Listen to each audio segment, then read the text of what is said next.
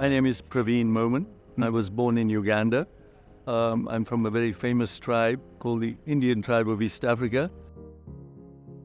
My father went to live there in 1937, and he was passionate about the wilderness and the wildlife. And we spent a lot of our childhood in these various national parks. Because of the political circumstances, we had to leave. But I had walked in the Virungas, where the mountain gorillas live, when I was 12 years old. So although we had to leave the country at some point, I came back many years later, 25 years ago, and pitched a tent in the same park in Mugahinga. And that became the setting up of Mount Gahinga Lodge and the setting up of Volcanoes Safaris. So it's based on a dream.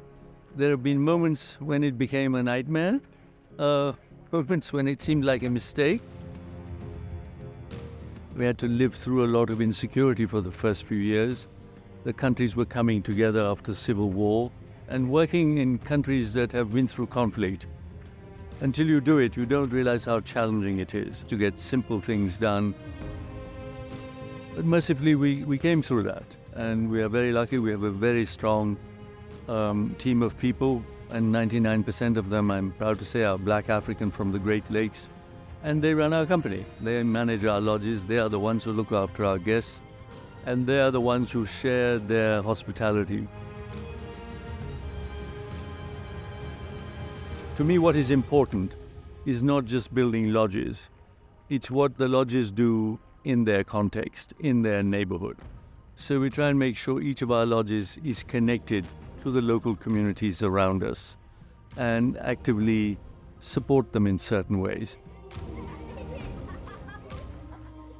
So the challenge is to try and be a voice for this area. As the only company in the world that specializes in gorillas and chimps and the Albertine Rift, we are very, very keen to remind people of how beautiful and amazing these ecosystems are. One of our lodges in Uganda, it's called Chambura Gorge Lodge.